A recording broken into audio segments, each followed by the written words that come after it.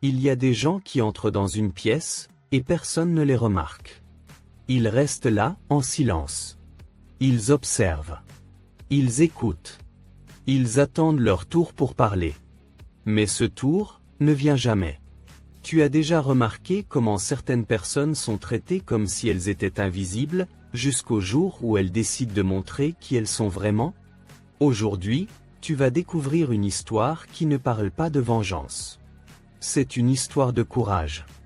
De ce qui se passe quand quelqu'un qui a toujours été mis de côté décide de se lever, et de construire son propre empire, sans demander la permission à personne.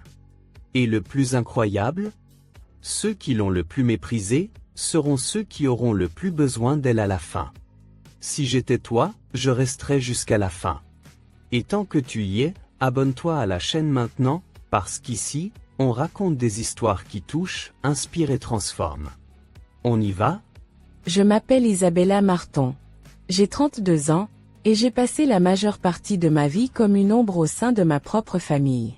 La famille Marton était l'un des noms les plus connus dans le monde de l'immobilier de luxe en Hongrie.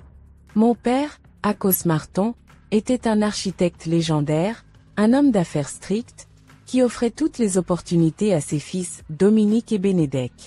Et moi? J'étais juste la petite fille. Gentille, un peu trop studieuse, mais jamais assez sérieuse pour être prise au sérieux. Celle qui apportait le café aux réunions, mais qui n'avait jamais vraiment le droit de donner son avis. Pourtant, j'étais là. Partout. Depuis toute petite, je traînais sur les chantiers. Tandis que mes frères concevaient des maquettes, je dessinais sur du papier.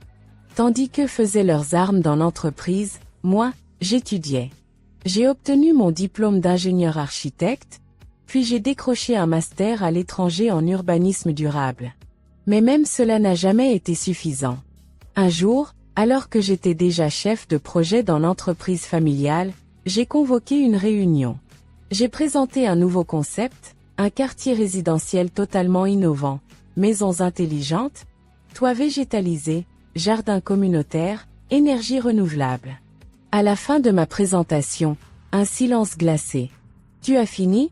demanda mon père d'un ton sec. « Oui, répondis-je, un peu incertaine. »« Dominique, explique à ta sœur pourquoi ce projet nous mènerait à la faillite dès la première année, » dit-il en triant ses papiers. Dominique éclata de rire, et la pièce se remplit de petits ricanements étouffés. « Isabella, ce n'est pas un concours universitaire. C'est la vraie vie. On n'a pas le luxe de rêver, lança-t-il, suffisant. » Mon cœur se serra. Mais je ne dis rien. Cela n'aurait servi à rien. Quand je quittai la salle, Benedek lança. « Il y a sûrement un poste dans une entreprise de décoration. Tu pourrais choisir les rideaux. » Mon monde s'effondra. Mais ce soir-là, je pris une décision. Je ne m'en dirai plus jamais leur attention. Le lendemain à l'aube, j'ai vidé mon bureau. Personne ne savait où j'allais. J'ai quitté Budapest, j'ai laissé derrière moi le nom Marton, et cette ombre qui m'étouffait.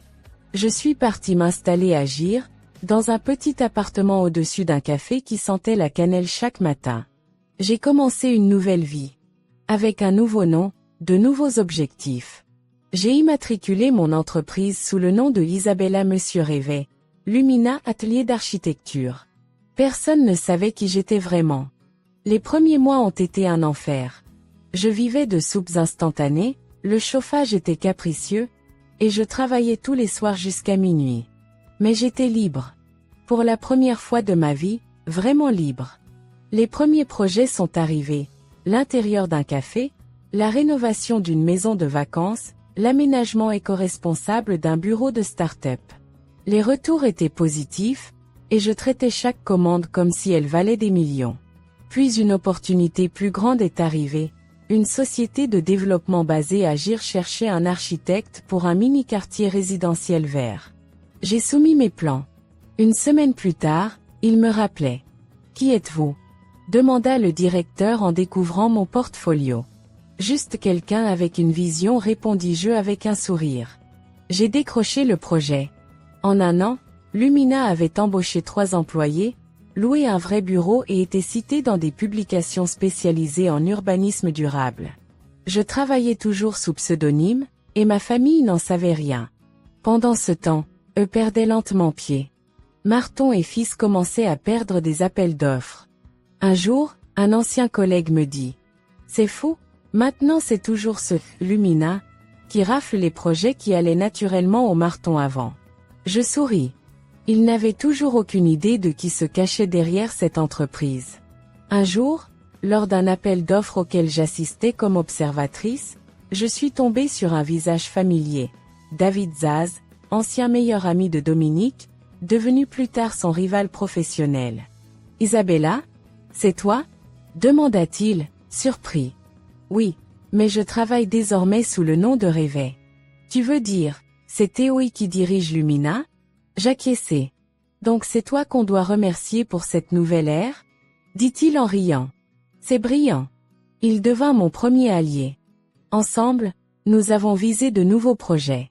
Et bientôt, des contrats encore plus importants sont arrivés. Mais les secrets ne restent jamais cachés pour toujours. » Un journaliste flairait une connexion entre la directrice de Lumina et la famille Marton. Il se mit à enquêter. Pendant ce temps, ma mère, Eva, avec qui j'avais toujours eu une relation étrange, me chercha. « Isabella, ton père va devenir fou quand il apprendra que tu es la nouvelle étoile du secteur, » murmura-t-elle au téléphone. « Je me fiche de ce qu'il pense, répondis-je. Mais tu dois savoir quelque chose. Le testament de ta grand-mère n'a pas été exécuté correctement. C'est à toi que revenait le lot d'actions fondatrices. » Je fus glacée. « Quoi? Ton père l'a caché. Pour que tu ne réclames jamais ta part. » C'est là que cette histoire cessa d'être un simple conflit professionnel. Ce n'était plus seulement une question de succès. C'était une quête de justice. Une volonté de reprendre ce qui m'avait toujours appartenu. Je suis sortie de l'ombre. Et maintenant, je marche vers la lumière. Après la première année, Lumina n'était plus un simple rêve. C'était devenu une entité vivante, en pleine croissance, avec une équipe solide, de vrais clients, et une mission claire. Prouver que l'architecture ne se résume pas au béton et au profit. Elle incarne des valeurs, une vision, et surtout, donne une place à ceux à qui on a toujours dit qu'ils n'en avaient pas. Chaque matin, Isabella commençait sa journée dans le même petit café Agir, celui où elle avait dessiné son premier logo sur une serviette avec un vieux crayon de couleur. Aujourd'hui, elle avait un bureau à elle, une réceptionniste, 3 architectes à temps plein, et une stagiaire, Lily, toujours en train de prendre des notes. Isabella, nous avons été contactés par le chef de projet du North Living Park. Il cherche quelque chose de plus moderne, dit Lily en lui tendant son ordinateur. Isabella leva les yeux de son écran et sourit. Alors peut-être que le moment est venu pour qu'il nous remarque enfin. Le jour de la réunion, Isabella rencontra David Zaz. Ancien collaborateur de Dominique, David avait quitté l'entreprise familiale après une rupture tendue. Elle savait qu'il avait du potentiel, mais elle n'aurait jamais pensé le retrouver ainsi, de l'autre côté de la table. « Votre proposition est impressionnante, » dit David après la présentation. « Mais j'aimerais savoir autre chose. » Isabella le fixa, légèrement tendue. « Quoi donc ? Vous. Enfin, vous, Madame Réveil. Votre style, votre vision, quelque chose me semble familier. » Un silence suivit. Isabella baissa brièvement les yeux. « Si vous pensez que je suis Isabella Marton, vous avez raison. Mais je vous demande de garder cela pour vous. » Il ne rit pas. Il ne réagit pas avec choc ou jugement. Seulement une compréhension calme. « Et pourquoi je garderais ça pour moi ? Parce que vous aussi, vous avez vu ce qu'ils font à ceux qui osent rêver différemment. » À partir de ce moment-là, David devint son allié. Il apporta de nouveaux projets à Lumina, l'aida à affiner les propositions, ouvrit son réseau, et souvent, restait tard au bureau pour réfléchir avec elle à comment transformer le secteur. Et peu à peu, leur relation professionnelle devint plus intime. « Tu te souviens de la première maison que tu as dessinée ? » demanda-t-il un soir, en partageant une pizza sur une table couverte de plans. « J'avais 8 ans. Une maison toute carrée avec des fenêtres de toutes les couleurs. Chaque pièce avait sa propre personnalité. Et maintenant? Quelle maison dessinerais-tu aujourd'hui? Une où personne ne se sent rejeté. Une où chacun a sa place. David hocha lentement la tête. Il comprenait. Pendant ce temps, Marton et fils continuaient à décliner. Les frères ne savaient pas comment s'adapter. Dominique persistait avec les vieilles méthodes. Bénédecte ne regardait que les chiffres. L'entreprise se déconnectait du marché, des attentes, du monde réel. Et pourtant, ils ne savaient toujours pas qui leur faisait concurrence. Un jour, Isabella reçut un email étrange. Une ancienne collègue, Réka Pal, qui avait été licenciée pour avoir pensé trop librement, lui écrivait. « Tu as besoin de quelqu'un qui connaît leur système de l'intérieur. Je viens. Si tu veux. » Isabella hésita, mais répondit simplement. « Tu as ta place ici. Chez nous, les bonnes idées ne sont jamais réduites au silence. » Ce fut le début d'une nouvelle ère. Lumina n'était plus seulement en pleine croissance, elle devenait puissante. Isabella réunissait autour d'elle ceux qu'on avait sous-estimés, oubliés, écartés. Elle créait un monde nouveau pas seulement dans les bâtiments, mais aussi dans les relations humaines. Et puis, la nouvelle tomba. Le gouvernement lança un appel d'offres pour un projet écologique à grande échelle. Tout le monde pensait que Marton et Phil gagneraient. Mais à la surprise générale, Lumina fut choisie. La presse s'enflamma. Une nouvelle étoile est née. Lumina remporte le contrat phare, devant Marton et fils. Le nom d'Isabella restait caché. Mais le monde commençait à deviner. Le succès de Lumina devint fulgurant. En moins de 2 ans, Isabella Monsieur rêvait que tout le monde croyait nouvelle dans le secteur, avait bâti une entreprise puissante, qui ne se contentait plus de participer, mais qui remportait. Et pas n'importe quoi, les mêmes contrats que la société familiale. Mais la famille, elle, ne comprenait toujours pas. Qui est cette rêvée? Grogna Dominique lors d'une réunion tendue au siège de Marton et fils. On dirait qu'elle anticipe chacun de nos mouvements, renchérit Bénédecte. C'est comme si elle connaissait nos faiblesses de l'intérieur, dit leur père, Akos, les doigts tambourinant nerveusement sur la table. Le silence tomba. Leur entreprise venait de perdre un projet immobilier de luxe en banlieue de Budapest, le genre de contrat qu'ils remportaient systématiquement avant. Maintenant, une petite boîte inconnue leur avait volé la vedette. Cette boîte? Lumina. Dans ses propres bureaux, Isabella savait exactement ce qui se passait chez eux. Grâce à Réka, ancienne collaboratrice des Marton aujourd'hui loyale à Lumina, elle connaissait chaque recoin de leur fonctionnement, leur processus de décision, leurs angles morts, leurs lenteurs d'adaptation. Il croit encore que le nom suffit à faire vendre, souffla Réka un soir, en fermant son ordinateur. Le monde a changé, répondit Isabella. Il a toujours changé, corrigea-t-elle. Mais maintenant, moi aussi, je change avec lui.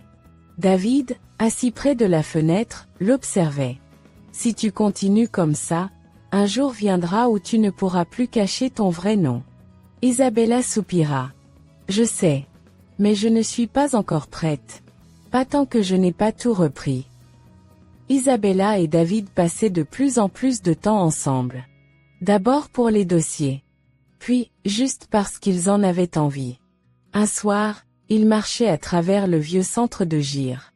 Le vent était frais, mais doux. Quand je t'ai rencontré, je n'imaginais pas que je pourrais à nouveau croire en quelqu'un dans ce milieu, dit-il.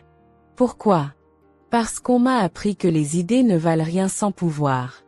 Mais toi, tu prouves le contraire. Elle le regarda, touchée.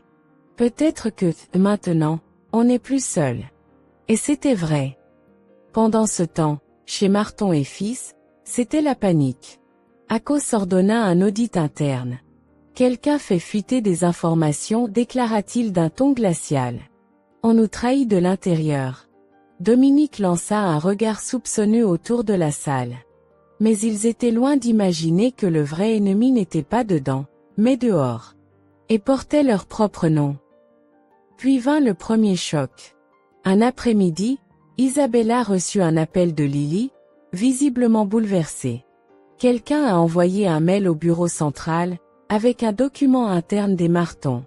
Un fichier de comptabilité falsifié. « Tu es sûr ?»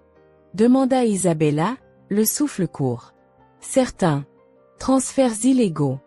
Double facturation. Si ça sort dans la presse. » Isabella resta figée. Ce n'était plus une guerre de stratégie. C'était un scandale potentiel. Le soir même, Renata Marton, sa cousine, la contacta. Elle ne s'était pas vue depuis des années. Renata avait toujours été la discrète, l'observatrice.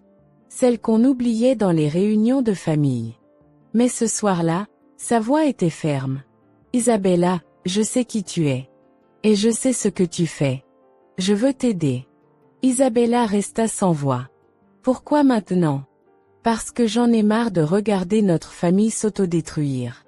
Et parce que je sais que toi seul peux reconstruire quelque chose de meilleur. C'était le troisième grand tournant.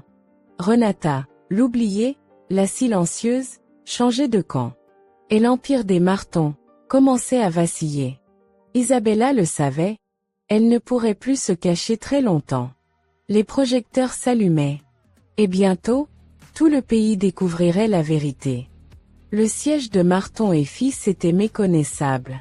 Ce qui autrefois ressemblait à une forteresse de verre et de marbre était devenu un bâtiment silencieux, anxieux, vidé de son prestige. Les couloirs, d'ordinaire animés, étaient désormais déserts. La réceptionniste tapotait nerveusement sur son téléphone. L'air était lourd, chargé de malaise. Au dernier étage, Akos Marton fixait la ville depuis la baie vitrée de son bureau. Jadis, il en dominait le paysage. Aujourd'hui, il avait l'impression d'être le capitaine d'un navire en train de sombrer. « Où est Benedek ?» tonna-t-il. « Il est à Balaton, paraît-il. » Il parlait à des investisseurs, répondit Dominique en haussant les épaules. « Des investisseurs ? Qui lui en a donné l'autorisation ? Lui-même, apparemment. » Un silence gênant s'installa. L'entreprise vacille, père. On le sait tous. On n'est plus les rois du marché. Pendant ce temps, Isabella, désormais pleinement Isabella Monsieur rêvait, consultait un rapport financier dans son bureau Agir. Les documents envoyés anonymement à Lumina révélaient des fraudes comptables au sein de Marton et Fils. C'est plus grave que ce qu'on pensait, dit Reka, les yeux écarquillés. Isabella ne répondit pas tout de suite. Ce ne sont plus des stratégies bancales. C'est de la dissimulation pure. Elle se leva et regarda par la fenêtre. La Lumina brillait. La famille, elle, s'effritait. « Tu es prête ? » demanda David en entrant. « Pas encore. Mais je ne peux plus attendre. Nos avocats sont prêts. Si tu lances la procédure, la presse va s'en emparer immédiatement. Je sais. » Elle serra les poings. Il est temps qu'il sache. Tout. Plus tard ce jour-là, Isabella retrouva Renata dans un petit café discret. Sa cousine, longtemps mise de côté dans la famille, était devenue son informatrice la plus précieuse. Dominique veut séparer les branches de l'entreprise, pour sauver ce qui peut l'être. Benedek tente de lever des fonds en cachette. Et ton père vit dans le passé. J'ai causé ça, murmura Isabella. Non, répondit Renata sèchement. C'est eux qui l'ont causé. Toi, tu n'as fait que révéler leur vérité. Quelques jours plus tard, la procédure juridique fut lancée. Les avocats déposèrent une plainte pour dissimulation d'héritage, manipulation testamentaire et exclusion illégale d'actionnaires. Les médias s'enflammèrent. À révélation, la fondatrice de Lumina serait l'héritière oubliée de Marton et Fils. Des emails, des appels, des journalistes. Mais le message qui frappa le plus Isabella venait de sa mère. Ton père a vu les nouvelles. Il n'a pas dit un mot depuis 1 heure. Isabella fixa l'écran. Elle ne ressentait ni joie, ni vengeance. Seulement, le poids de la justice. Le soir, David entra doucement dans son bureau. Le consortium européen te propose une offre. Ils veulent acheter Lumina. Combien? 500 millions de forints. Tu resterais PDG, mais seulement en façade. Isabella sourit tristement. Je n'ai pas construit ça pour qu'on me l'achète. J'ai construit ça pour qu'on m'écoute. Chez les Marton, l'effondrement s'accélérait. Les clients se retiraient. Les projets échouaient. L'entreprise ne faisait plus peur à personne. Dominique regardait les infos en silence. Bénédek buvait seul dans la cuisine familiale. Akos restait figé, muré dans son déni. Puis, une invitation arriva. À réunion de famille. Samedi. Domaine Marton. Aucune note. Aucun mot d'excuse. Juste une adresse. Et le symbole d'un monde qui voulait faire comme si rien ne s'était passé. Isabella reçut l'enveloppe. Elle sourit, puis murmura. Très bien. Je viendrai. Mais ce ne sera pas pour eux. Ce sera pour moi. Elle enfila son tailleur ivoire. Glissa les clés de sa Rolls-Royce dans sa poche. Puis se regarda dans le miroir, sans trembler. Ce n'est pas un retour. C'est une déclaration. La ville était encore endormie ce matin-là, quand Isabella se tint sur le balcon de son bureau. Le brouillard flottait doucement au-dessus des toits de gire, caressé par les premiers rayons d'un soleil pâle. Elle n'avait pas dormi. Trop de pensées. Trop de silence. Tout le pays connaissait désormais son nom. Isabella Monsieur Rêvé égale Isabella Marton. Les titres défilaient en boucle dans les médias. La fondatrice de Lumina est l'héritière cachée de l'Empire Marton. Elle lisait sans vraiment lire. Car elle savait que cette vérité, bien que juste, aurait un prix. Les appels pleuvaient. Journalistes, investisseurs, anciens camarades de promo, curieux, jaloux, haineux, admirateurs. Mais ce n'est aucun de ces messages qui la fit trembler. Ce fut un simple texto, venant de sa mère. Ton père a vu. Il ne parle plus.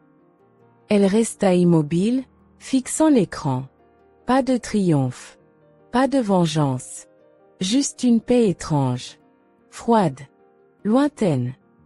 Ce soir-là, elle retrouva David et Renata dans une petite salle de réunion. On doit décider, dit David. Le groupe Berkeny veut acheter Lumina. Ils offrent 500 millions. Tu restes PDG. En titre? Et en vérité? Demanda Isabella. Tu serais un logo. Une vitrine. Elle secoua lentement la tête. Je n'ai pas construit cette maison pour qu'on l'habite à ma place. Chez Marton et Fils, c'était l'hécatombe. Le projet de Zala et Gerseg fut annulé. Le contrat de rénovation écologique à Budapest leur échappa. La réputation s'effritait. Les murmures devenaient des cris. Dominique se cloîtra dans son bureau. Bénédek cherchait des prête-noms. Et Akos se taisait. Comme un roi sans couronne, regardant son trône s'effondrer. Puis vint l'email de Dominique. Sec. Accusateur. On sait que c'est toi. Tu nous as utilisés. Isabella ne répondit pas. Elle relut simplement le message. Puis le supprima. Et moi, combien de fois m'ont-ils utilisé, moi? Dit-elle à voix basse. Plus tard, Bénédek apparut à l'improviste dans le hall de Lumina. Il voulait parler. Seul à seul. Ils s'assirent dans la salle vitrée où la lumière de l'après-midi dessinait des ombres sur la table. « Je ne viens pas pour me battre, » dit-il d'emblée. « Alors tu viens pourquoi ? Parce que je pense qu'on peut éviter la fin complète. Ce que tu fais est fort. Impressionnant. Mais, si tu laisses notre nom mourir, tu tues une partie de toi aussi. » Isabella le regarda sans ciller. « Vous l'avez tué bien avant moi. Moi, je l'ai juste laissé mourir dignement. » La même nuit, Renata proposa quelque chose d'inattendu. Et si on créait une fondation? Un vrai legs.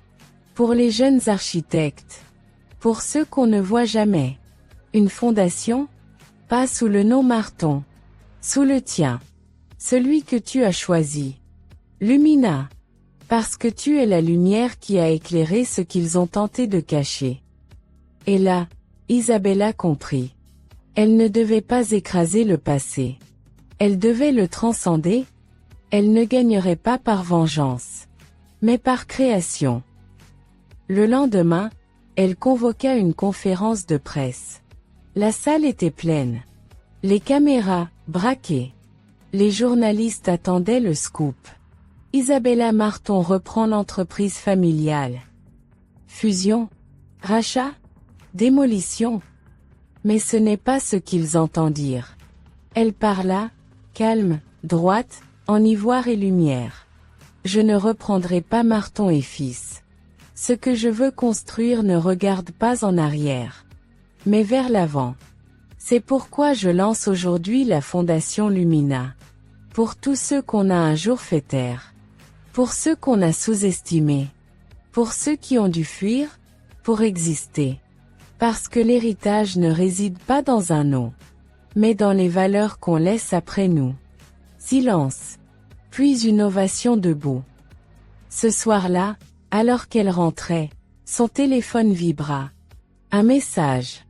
De Akos Marton. Viens samedi. Tu es attendu. Le domaine familial. Le passé. Une dernière page. Et cette fois, c'est elle qui tiendrait la plume.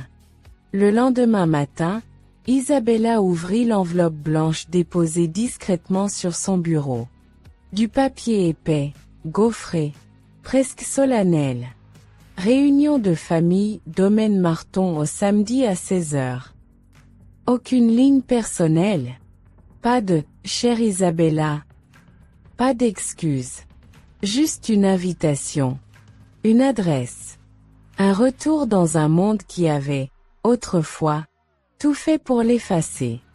Elle posa l'enveloppe sur son bureau et la regarda comme si elle contenait un poison.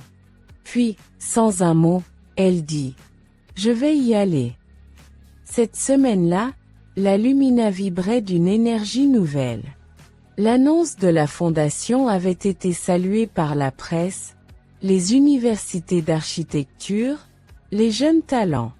Des dizaines de messages arrivaient chaque jour. Merci de créer un espace pour nous. Je pensais quitter ce métier, mais votre discours m'a redonné espoir. Vous êtes la preuve qu'on peut exister autrement. David entra dans le bureau avec un sourire en coin. Tu es consciente que ton discours est en train de changer le secteur entier? Je ne veux pas changer le monde entier, dit-elle. Juste la partie qu'ils m'ont refusée. Le jour du rendez-vous arriva. Samedi. 15h58. Isabella arriva devant le domaine familial dans sa Rolls-Royce silencieuse, noire, lustrée. Les grilles s'ouvrirent. Le même gravier crissa sous les pneus. Mais cette fois, ce n'était pas l'enfant oublié qui revenait. C'était la femme qu'il ne pouvait plus ignorer. Elle portait un tailleur ivoire sobre, sans bijoux, sans extravagance. Juste elle. Présente. Imposante. Silencieuse. À l'intérieur, les discussions se figèrent. Les regards se tournèrent. On murmurait. On évitait. On fixait. Sa mère, Eva, fut la première à s'approcher. « Tu es magnifique », dit-elle à voix basse. « Merci », répondit Isabella. Puis, doucement, « Ne faisons pas semblant. » Eva hocha la tête. « D'accord. » Dominique se tenait près de la cheminée. Quand il la vit, son visage se durcit. Il ne dit rien. Ne bougea pas. Juste, la regarda. Bénédek sirotait un verre, adossé au mur, nerveux. Personne ne s'approcha vraiment. Isabella marcha droit. Comme si elle appartenait à cet endroit. Parce qu'elle y appartenait. Même si eux l'avaient nié. Au fond du jardin, près de la fontaine, Akos Marton attendait. Seul. Immobile. Isabella s'approcha lentement. Il se retourna. Tu es venu. Je suis venu. Il l'observa un long moment. Tu as fait du chemin. Oui.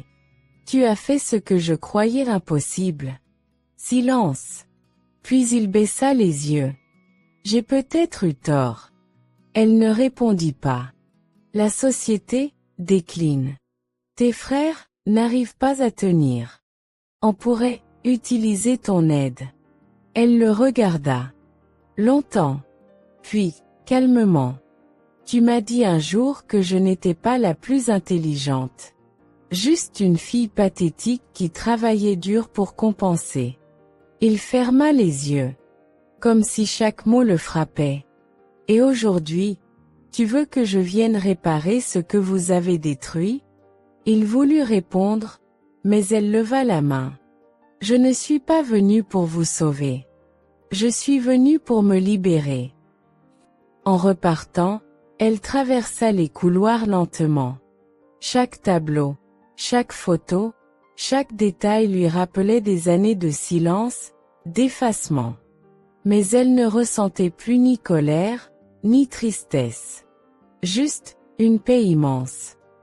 Elle monta dans sa voiture. Ferma la portière. Alluma le moteur. Et avant de partir, elle regarda une dernière fois le manoir.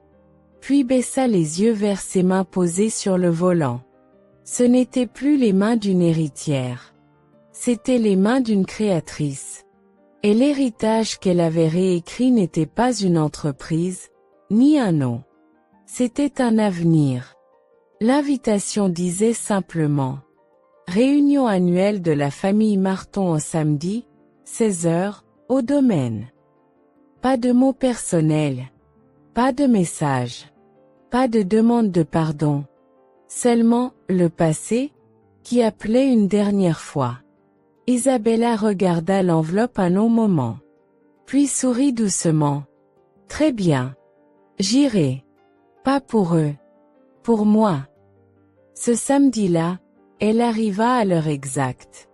Sa Rolls-Royce fantôme glissa lentement dans l'allée, au milieu des voitures luxueuses déjà garées, BMW, Audi, une Bentley vieillissante. Mais c'était la sienne que tous remarquèrent. Quand elle descendit, un murmure parcourut le jardin. Elle marchait calmement. En costume ivoire. Sans bijoux. Sans flafla. Juste la présence. On ne l'applaudit pas. On ne l'arrêta pas. Mais on la regarda. Enfin. Dans le hall d'entrée, les conversations se turent. Certains cousins baissèrent les yeux. D'autres la saluèrent timidement. Mais la plupart ne savaient pas quoi dire. Isabella avançait. Droit. Sereine. Comme si cette maison n'avait jamais cessé de lui appartenir. Dominique parlait avec un oncle près de la cheminée. Lorsqu'il la vit, il s'arrêta net. Son regard se posa sur ses clés, puis sur la voiture derrière la baie vitrée. Son visage se ferma. Bénédek, lui, détourna les yeux. Elle ne s'arrêta pas. Ne les salua pas. Elle n'en avait plus besoin. Dans le jardin, Akos Marton se tenait seul. Devant la pelouse qu'il avait autrefois fait planter. Comme un roi déchu regardant les ruines de son royaume. Lorsqu'elle s'approcha, il se retourna lentement. « Tu es venu, dit-il. Je suis venu. » Il la contempla. Longtemps. « Tu portes ton nom, autrement que ce que j'avais imaginé. » Elle répondit doucement. « Non. Je ne le porte plus. J'ai choisi le mien. » Il voulut parler. Dire peut-être ce qu'il n'avait jamais dit. Mais elle l'arrêta d'un simple regard. « Tu m'as appris que les idées ne valent rien si elles ne s'alignent pas sur le pouvoir. Et tu as prouvé le contraire, souffla Théil. Ce que j'ai bâti, je ne le dois pas à ton nom. Je le dois au fait que tu as essayé de m'empêcher d'exister. Il ne répondit pas. Tu veux mon aide? Dit-elle. Mais je ne viens pas pour recoller les morceaux. Je ne suis pas là pour sauver ce qui vous reste. Je suis là pour fermer ce chapitre. Lorsqu'elle se retourna pour repartir, il la regarda avec une expression étrange. Un mélange d'admiration, de regret et de fatigue. Mais elle ne revint pas. Car le pardon ne signifie pas toujours revenir en arrière. En quittant la maison, les invités s'écartèrent doucement. Un chemin se forma autour d'elle. Comme si son simple passage écrivait déjà une nouvelle histoire.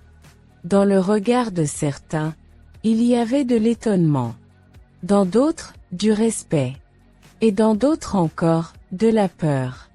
Non pas la peur d'Isabella, mais la peur de ce qu'ils n'avaient pas vu naître. Elle sortit. Le soleil déclinait lentement, dorant la façade de pierre. Elle s'installa dans sa voiture. Moteur silencieux. Avant de partir, elle regarda une dernière fois le domaine. Mais pas pour lui dire adieu. Elle regardait la petite fille qu'elle avait été. Celle qui voulait seulement être vue, entendue, crue. Et pour la première fois, elle sourit pour elle. Parce qu'elle ne cherchait plus à être acceptée. Elle s'était acceptée elle-même. Sur la route du retour, son téléphone vibra. Une notification. Lumina à nouvelle une du magazine Archie-Écho. L'architecture de demain a un visage. Et ce visage est celui d'une femme qui n'a plus besoin de permission pour construire. Elle posa le téléphone. Ce n'était pas une victoire. C'était un commencement. Le nom qu'elle avait choisi n'était pas celui qu'elle avait hérité. C'était celui qu'elle avait mérité. Et dans ce nom, il y avait toutes celles et ceux qu'on avait fait taire avant elle. Lorsque l'on regarde l'histoire d'Isabella, Monsieur rêvait dans son entièreté, on comprend rapidement qu'il ne s'agissait jamais seulement d'une rivalité familiale ou d'une histoire de revanche. Ce que nous avons vu se dérouler devant nos yeux, c'est le combat silencieux et déterminé d'une femme pour exister pleinement, malgré le rejet, le mépris et l'effacement systématique de son identité. C'est une lutte universelle, et c'est sans doute pour cela que cette histoire nous parle autant. Isabella n'a jamais cherché la guerre. Elle n'a jamais voulu détruire ce que sa famille avait construit. Elle ne voulait pas dominer. Elle voulait simplement qu'on l'écoute. Qu'on lui fasse une place. Qu'on reconnaisse que son intelligence, sa vision et son cœur étaient autant d'atouts que les noms gravés sur les murs de verre du siège des Marton. Mais lorsque cette reconnaissance ne vint pas, elle fit ce que tant de personnes blessées, rejetées ou ignorées rêvent de faire, elle est partie. Elle est partie sans claquer la porte, sans crier, sans vengeance. Elle est partie avec sa dignité, son rêve, et une graine de foi en elle-même qu'aucune moquerie, aucun silence, aucune injustice n'a pu étouffer. Et c'est là que réside la vraie force d'Isabella, dans sa capacité à croire en sa valeur, même lorsque personne d'autre n'y croyait. Elle ne s'est pas battue pour avoir une chaise à leur table. Elle a construit sa propre table, et autour de celle-ci, elle a invité ceux qui, comme elle, avaient été mis de côté. Tout au long de cette histoire, nous avons vu Isabella faire face à des défis immenses. D'abord seule, dans un petit appartement au-dessus d'un café, mangeant des soupes instantanées et travaillant jusque tard dans la nuit. Puis peu à peu, avec des alliés comme David, Reka, Renata, des personnes qui ont vu en elle non pas un nom célèbre, mais une véritable leader, une visionnaire, une femme intègre. Nous l'avons vu croître, tomber, douter, avancer. Nous l'avons vu choisir de ne pas répondre à la haine par la haine, à l'injustice par la vengeance, mais de transformer sa douleur en lumière. En lumina. Et aujourd'hui, Alors que cette histoire touche à sa fin, on se rend compte qu'en réalité, elle ne fait que commencer. Car ce qu'Isabella a bâti ne s'arrête pas à une entreprise. Ce qu'elle a construit, c'est un héritage nouveau, un message pour toute une génération. Vous n'avez pas besoin de l'approbation du monde pour être légitime. Vous avez besoin de vérité, de courage et de foi. Et toi, qui regarde ou lis cette histoire aujourd'hui, je veux te poser une question simple. Combien de fois t'es-tu senti invisible? Combien de fois as-tu cru que ta voix n'avait pas d'importance? Que tu n'étais pas assez? Assez fort, assez intelligent, assez digne? Peut-être as-tu, toi aussi, grandi dans une famille où l'on ne t'écoutait pas. Peut-être travailles-tu dans un environnement où l'on t'ignore. Peut-être as-tu renoncé à un rêve parce que personne n'y croyait, pas même toi. Si c'est le cas, cette histoire est pour toi. Parce que ce que l'histoire d'Isabella nous enseigne, au fond, c'est ceci. Ce n'est pas parce qu'on ne te voit pas que tu n'existes pas. Ce n'est pas parce qu'on te ferme les portes que tu ne peux pas en ouvrir de nouvelles. Ce n'est pas parce qu'on ne t'a pas transmis un trône que tu ne peux pas bâtir ton propre royaume. Et il n'est jamais trop tard pour commencer. Alors si cette histoire t'a touché, si tu t'es reconnu dans ces silences, ces combats, ces blessures que l'on cache sous des sourires. Like cette vidéo, abonne-toi à la chaîne, et surtout, partage cette histoire. Partage-la avec une amie, une sœur, un collègue, une mère, un frère, quelqu'un qui a besoin d'entendre qu'il ou elle n'est pas seul. Et laisse-moi te poser une autre question. Et si, au-delà de l'histoire d'Isabella, il existait une histoire encore plus grande? Une histoire qui ne parle pas seulement de justice ou de succès, mais de rédemption. Une histoire d'amour si profond, si pur, qu'il traverse le rejet, la honte, l'oubli, pour t'atteindre toi. Car vois-tu, dans la Bible, dans Jean 3h16, il est écrit: Car Dieu a tant aimé le monde qu'il a donné son Fils unique, afin que quiconque croit en lui ne périsse pas, mais ait la vie éternelle. C'est peut-être le verset le plus connu, mais c'est aussi le plus puissant. Dieu t'aime. Pas pour ce que tu fais. Pas pour ton nom, ni pour tes diplômes, ni pour tes réussites ou tes échecs. Il t'aime, parce que tu es toi. Créé à son image.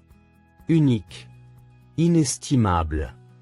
Et cet amour n'est pas passif. Il a agi. Il a envoyé son Fils, Jésus-Christ, pour vivre la vie que nous ne pouvions pas vivre, et mourir la mort que nous méritions.